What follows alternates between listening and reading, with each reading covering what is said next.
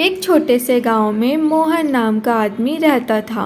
वो अपने घर का गुजारा चलाने के लिए दूसरों के घर पे काम करता और दो वक्त की रोटी कमाकर अपने घर का गुजारा किया करता था। एक दिन खाना खाने के बाद मोहन की पत्नी मोहन से बोलती है, अरे, आज बाजू वाली काकी मुझे कह रही थी कि बाजू वाले गांव में पास के ही एक सेठ रहता है जो उसके यहाँ काम करेगा उसे दुगनी कीमत में वो पैसे देगा। तो क्यों ना तुम वहाँ जाकर सेठ से काम की बात कराओ, जिससे अपना घर का गुजारा और भी अच्छा होने लगेगा। अरे वाह, तुमने तो बहुत अच्छी बात कही है। ठीक है, कल मैं जाकर उस सेठ से मिलाऊंगा और अपनी नौकरी की बात भी वहां कर आऊंगा। फिर क्या था, अगले दिन सुबह होते ही मोहन जल्दी उठता है और उसकी पत्नी उसके लिए गरम गरम रोटियां बनाती है और कहती है, मैंने तुम्हारे लिए इसमें 4 रोटियां रखी हुई है, तुम्हें जहाँ भी भूख लगे रास्ते में ये निकाल कर पहले खा लेना, फिर उसके बाद में तुम सेठ के यहाँ जाना। फिर मोहन रोटी की पोटली अपने बैग में रखकर निकल पड़ता है। गांव पार करने के बाद जंगल आता है। जंगल पार करते करते वो सोचता है, मुझे बहुत ज़ोरों से प्यास लगने लगी, कहीं नदी मिल जाए तो मैं वहाँ बैठकर खाना भी खा लूँ और अपनी प्यास भी बुझा लूँ। ऐसा सोचते सोचते वो जा ही रहा था कि उसे पास में एक नदी दिखाई देती है। वो नदी के किनारे पहुँचता है और कहता है, वाह, कितनी अच्छी जगह है, यहाँ मेरी प्यास भी बुझ जाएगी और मैं यहीं बैठकर अपनी रोटियां खाता हूँ। फिर मोहन वहीं बैठ जाता है और रोटियां निकाल कर कहता है, मैं पहली को खाऊं कि दूसरी को खाऊं कि तीसरी को खाऊं कि चौथी को खाऊं? मैं तो पहली ही रोटी खाऊंगा। जैसे ही वो रोटी खाने के लिए आगे बढ़ता है तो नदी में से एक जल परी निकलती है। वो कहती है, नहीं नहीं, मुझे मत खाओ, मुझे मत खाओ। परी को लगता है ये आदमी मुझे खाने के लिए नदी के पास बैठा हुआ है, तो वो डर जाती है, कहती है, नहीं नहीं, मुझे मत खाओ, मुझे मत खाओ, मैं इसके बदले तुम्हें एक जादुई झाड़ू दूंगी। ये एक चमत्कारी झाड़ू है, तुम इससे जितना सोना मांगोगे तुम्हें वो इतना सोना देगी, लेकिन तुम्हें एक वादा करना होगा, तुम मुझे नहीं खाओगे। फिर क्या था, मोहन ने हामी भरी और परी के जाने के बाद रोटी खाकर वहाँ से झाड़ू लेकर निकल पड़ता है। वो सोचता है अगर परी की बात झूठ निकली तो मैं सेठ से मिल आता हूँ। फिर क्या था, सेठ के यहाँ पहुँचता है और सेठ को बीच रास्ते की सारी बात सारी घटना बता देता है।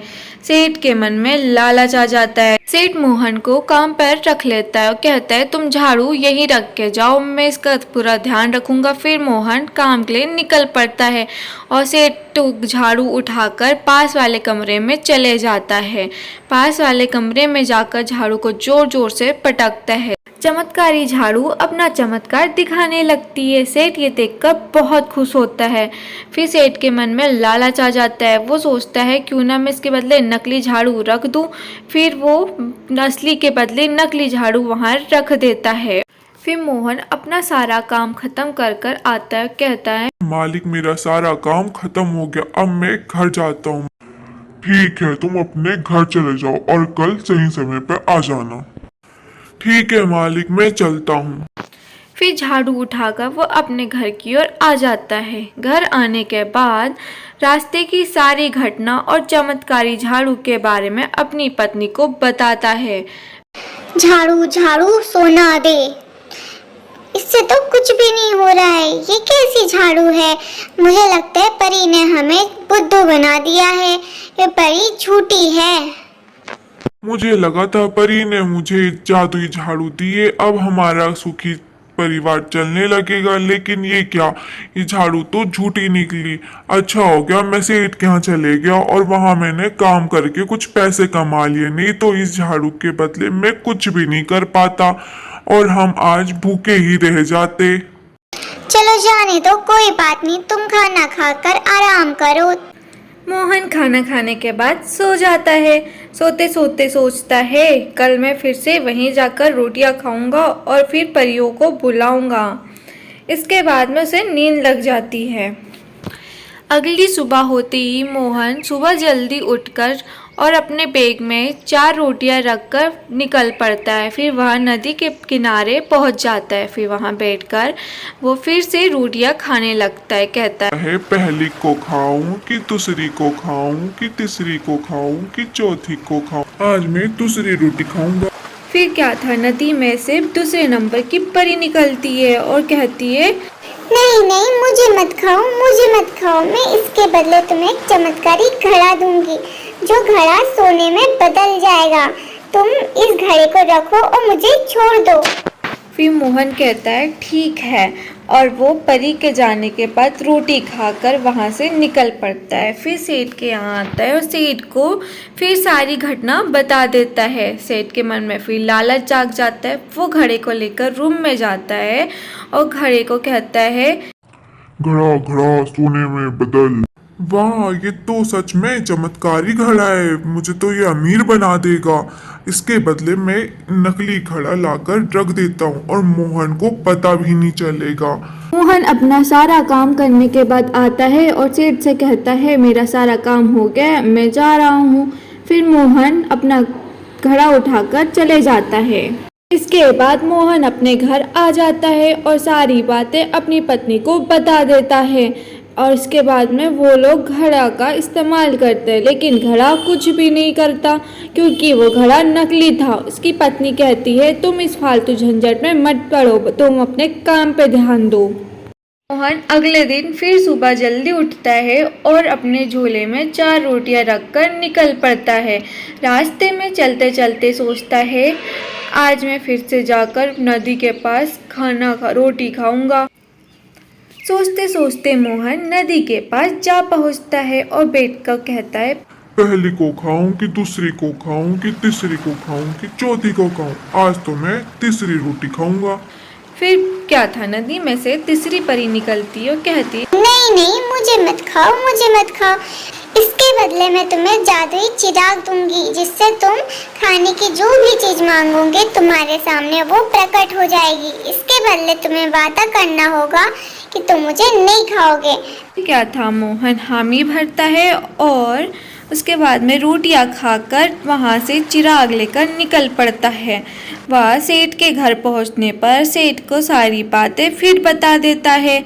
इसके बाद में सेठ के मन में और लालच आ जाता है और मोहन के जाने के बाद वो चिराग उठाकर उसी रूम में वापस पहुँच जाता है। चिराग को कहता है, चिराग चिराग मुझे स्वादिष्ट खाने की बड़ी सी थाली दे। आहा, कितना सारा खाना आ गया। इसके बदले मैं तो दूसरा चिराग, नकली चिराग रखकर मोहन को पकड़ा दूंगा।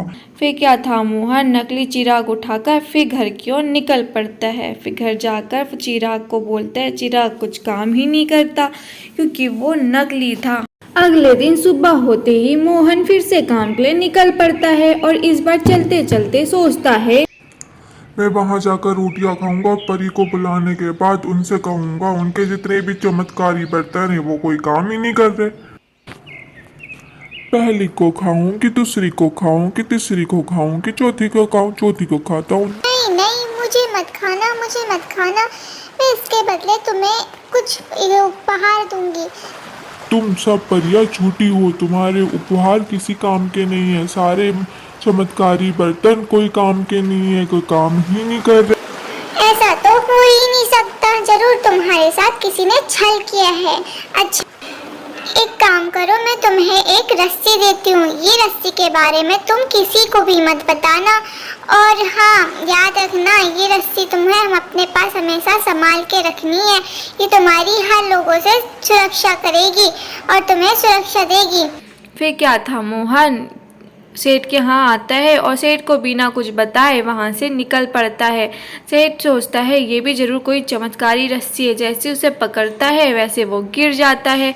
रस्सी उसे गिरा देती है और चोर को पकड़ लेती है। रस्सी सेठ को मोहन से माफ़ी मांगने के लिए कहती है और सारे सामान लौटाने के लिए कहती है। सेठ मोहन से माफ़ी मांगकर सारे सामान लौटा देता है। फिर क्या था, मोहन सेठ को माफ़ करके सारा सामान लेके घर आ जाता है और अपनी पत्नी को सारी घटना बता देता है कि किस प्रकार से सेठ ने उसके साथ छल किया था।